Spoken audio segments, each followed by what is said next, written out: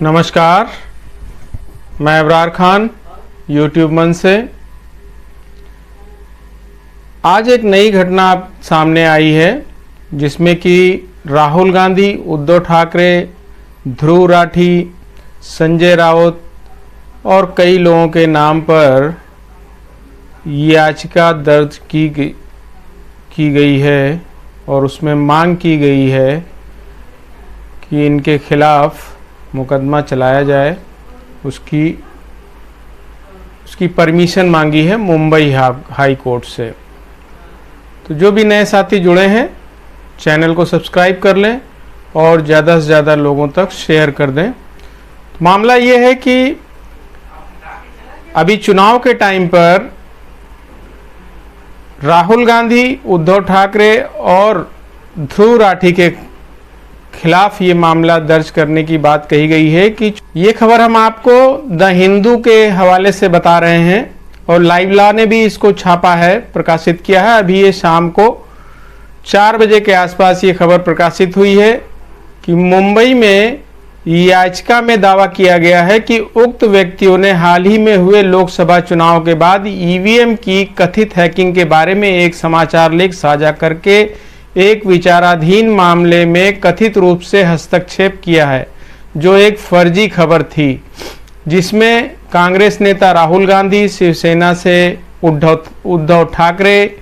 आदित्य ठाकरे, संजय राउत और जो यूट्यूबर हैं ध्रुव राठी के खिलाफ अवमानना कार्रवाई की मांग करते हुए बॉम्बे हाई कोर्ट में एक आपराधिक रिट याचिका दायर की गई है। याचिका में दावा किया गया है कि उक्त व्यक्तियों ने हाल में हुए लोकसभा चुनाव के बाद वन टाइम पासवर्ड यानी ओटीपी के जरिए इलेक्ट्रॉनिक वोटिंग मशीन की कथित हैकिंग के बारे में एक समाचार लेख साझा करके एक उप न्यायालय मामले में कथित रूप से हस्तक्षेप किया, जो एक फर्जी खबर थी। जब याचिका को जस्टिस रेवती मोहिते डेरे और श्याम चांडक की खंडपीठ के समक्ष सूचीबद्ध किया गया, तो याचिकाकर्ता का प्रतिनिधित्व करने वाले अधिवक्ता नीलेश ओझा ने कहा कि याचिका को गलत तरीके से खंडपीठ के समक्ष सूचीबद्ध किया गया है, जबकि इसे मुख्य न्यायाधीश देवेंद्र कुमार उपाध्याय के समक्ष सूचीबद्ध किया जाना चाहिए था। इस पर जस्टिस डेरे ने निर्देश दिया कि याचिका को उचित खंडपीठ के समक्ष रखा जाए। तो आप लोगों को याद है, अभी बीच में काफ़ी उठापटक मची थी कि चुनाव में धांधली हुई है। एक प्रत्याशी जिनके रिश्तेदार के मोबाइल में ओटीपी के माध्यम से वोट को चेंज किया गया है और जिसमें आपको वो भी याद होगा कि 54 वोट से, शायद नंबर आगे पीछे हो सकता है, नियर अबाउट यही था, कि आसपास से उनकी जीत हुई थी, जिस पर ये सारी बातें हो रही थी। और उसी को लेके ये चल रहा है कि मुंबई के झांडूप इलाके से भारतीय वकील और मानवाधिकार कार्यकर्ता संघ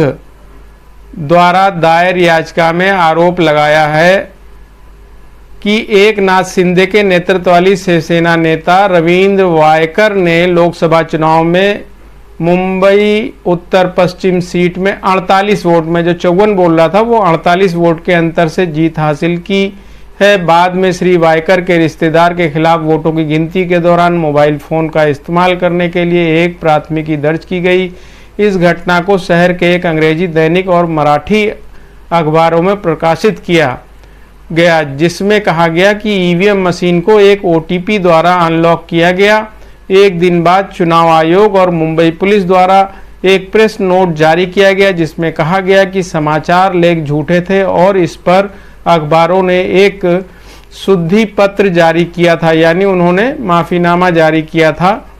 और याचिका में कहा गया कि अखबारों द्वारा कहानी के लिए माफ़ी जारी करने के बावजूद इस समाचार रिपोर्ट को श्री राठी, श्री गांधी और उद्धव ठाकरे और श्री राउत ने अपने सोशल मीडिया हैंडल से एक्स पर साझा किया, जिससे इस मुद्दे पर गलत कहानी बन गई। और इसमें आगे जो बात हुई है कि याचिका में दावा किया गया है कि जिन लोगों ने यह खबर साझा की वे अपने सोशल मीडिया हैंडल पर गलत जानकारी साझा करने के आदतन अपराधी हैं। ये भी इसमें कहा गया है, जो याचिका जो PIL दाखिल की है उसमें ये बात कही कि ये आदतन अपराधी हैं, मतलब ये लोग जानबूझ करके गलत सूचना प्रसारित करते हैं, इस तरह की बात उसमें कही गई है। याचिका में झूठी कहानियां और षड्यंत्र के सिद्धांत फैलाने तथा जांच और कानून की प्रक्रिया में हस्तक्षेप करने के लिए उनके खिलाफ कार्रवाई की मांग की गई है। याचिका में कहा गया है कि मामले में प्रतिवादी नीलेश नवल बनाम भारत संघ 2021 में बॉम्बे उच्च न्यायालय के आदेश का उल्लंघन कर रहे थे, जिसमें स्पष्ट रूप से घोषित किया गया है कि मीडिया ट्रायल और लंबित जांच या विचाराधीन मामले में हस्तक्षेप करने या पूर्वाग्रह पैदा करने का प्रयास न्यायालय की अवमानना अधिनियम 1971 की धारा 2C के तहत दंडनीय आपराधिक अवमानना का अपराध था। याचिका ने अदालत में अनुरोध किया कि वह मुंबई पुलिस को प्रतिवादियों के खिलाफ सार्वजनिक मशीनरी का दुरुपयोग करने और IPC की धारा 192, 193, 107, 409, 120B और 34 के तहत लंबित जांच के संबंध में झूठे साक्ष्य बनाने के लिए प्राथमिकी दर्ज करने का निर्देश दे, ऐसा उन्होंने डिमांड किया है। मामले की जांच के लिए एक विशेष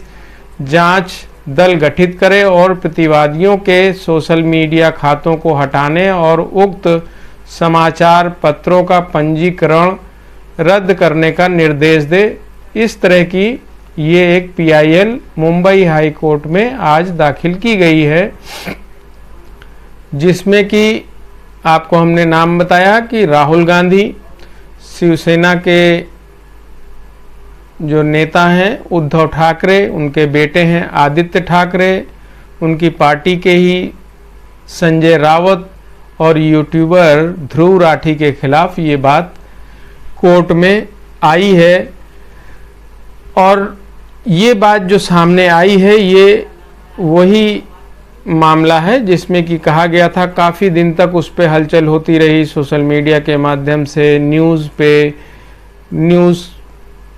जिस न्यूज़ का हवाला दिया उसमें ये भी बोला गया कि बाद में उन्होंने माफ़ी मांग ली, उसके बावजूद इन लोगों ने जो है इस बात को नहीं माना। ये सारी चीज़ें बताती हैं कि कहीं न कहीं इस तरह की चीज़ें करके जो नेता विपक्ष राहुल गांधी और उनका साथ देने वाले लोगों के खिलाफ कार्रवाई कराने के लिए ये सारी चीज़ें चल रही हैं। देखना होगा माननीय मुंबई हाई कोर्ट इस पे क्या आगे दिशा निर्देश जारी करते हैं और इस पे क्या होता है, क्योंकि आज के टाइम पर आप लोगों ने महमूद प्राचा जी को सुना ही होगा, जिस तरह से उन्होंने FIR दर्ज कराई हुई है अमित शाह जी के ऊपर, प्रधानमंत्री मोदी जी के ऊपर, और कई लोगों का नाम उन्होंने अपने इसमें बोला है और बताया है। बाकी उन्होंने अभी कई वीडियो भी जारी किया कि यहाँ EVM मशीन रखी गई थी, उसमें 1 बाई 1 करके कैसे लोग आ जा रहे थे। ये सारी चीज़ें हैं। अब देखिए होता क्या है आगे चल करके, क्योंकि आज के टाइम पर बहुत सी चीज़ें हताशा का भी एक वो होता है कि हताश होने के बाद आदमी किन किन चीज़ों को किस किस रास्ते से करके ला सकता है लोगों को अपनी बात को रोकने के लिए, मनवाने के लिए। तो ये देखना होगा, आगे आने वाला समय ये सारी चीज़ों को तय करेगा।